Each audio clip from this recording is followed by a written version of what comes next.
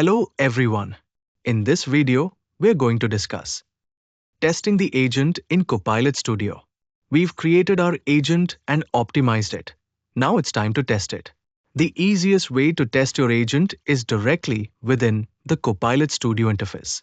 Start a conversation with the agent by saying, "I want to request some time off." The agent responds, "I'm so glad you are taking some time off. When would you like your vacation to start?" You reply, "Tomorrow." The agent then asks, "When would your vacation end?" You respond, "5th June 2025. Finally, the agent says, "Thank you. Your request has been sent to the admin." What happens behind the scenes? At this point, the Power Automate flow connected to your agent gets triggered. You can go to Power Automate and observe. The flow is triggered automatically by the agent. The values like start date, end date, user email, and display name are passed correctly. An email is sent to the appropriate recipient, example, the user's manager or admin, with the vacation request details.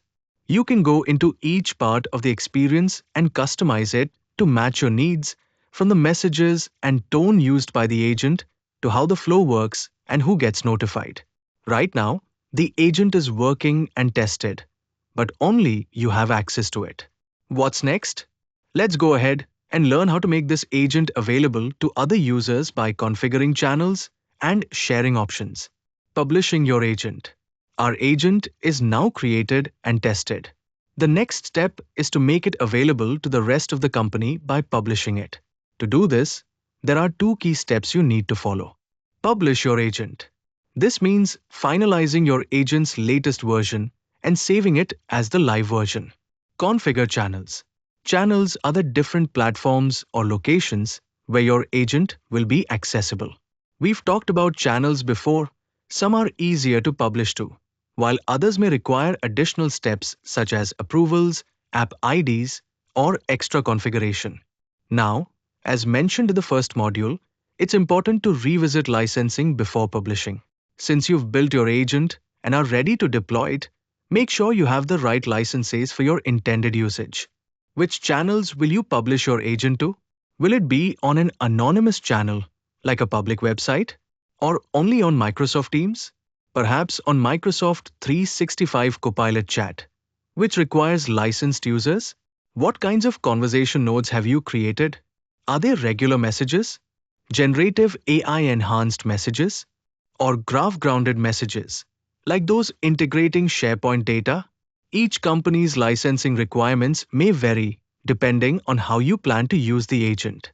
So, be sure to consult with your licensing specialist to ensure compliance and the right setup for your scenario.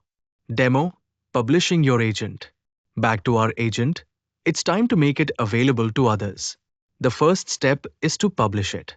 As you can see on the screen, publishing your agent makes its content available across all connected channels.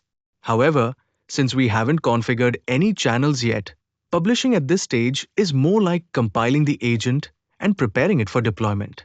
It won't actually be available anywhere until we connect it to a channel. Now let's go to the channels section. By default, agents use Teams authentication, which means the only channel I can currently publish this agent to is Microsoft Teams. For example, I can't use the demo website because that requires anonymous authentication or another supported method. Each channel has its own requirements for setup. Publishing to Facebook will prompt you to enter an app ID and app secret. Publishing to Slack requires a token endpoint. So, every platform has a unique configuration process. For this demo, let's make the agent available in Microsoft Teams. I'll turn on the Teams channel and connect it to our agent. It may take a few seconds.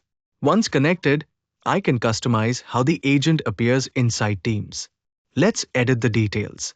I will change the background to brown. I will set the same icon we used as the default. You can also add a short and long description here. There are options to control where and how the agent appears. Should users be able to add this agent to a team? Should it be available in group chats or meeting chats? After configuring those, I'll click Save. Now let's set availability options. I can share the agent with specific teammates or shared users. For example, I'll share it with Vanessa. She now has viewer permissions, not editor. I can also choose to make the agent visible in Copilot agents or share it with the entire organization. If I select the organization-wide option, it will submit the agent for approval by my team's admin. Once approved, it will show up for all users. But for now, we'll skip that. After publishing, it can take anywhere from a few minutes to a few hours for the agent to appear in Microsoft Teams or in the Copilot agents list. In the meantime, I can copy the direct link to the agent. It might take a few minutes before the link is active, but I'll go ahead and try it in the web app. And here it is. My Copilot HR onboarding agent is available. Just add it and you're ready to go. That's it for this video on how to publish an agent. Thanks a lot for watching. I appreciate your time and attention. Don't forget to like, share, comment, and subscribe for more updates. Start your journey today with www.crmonce.com.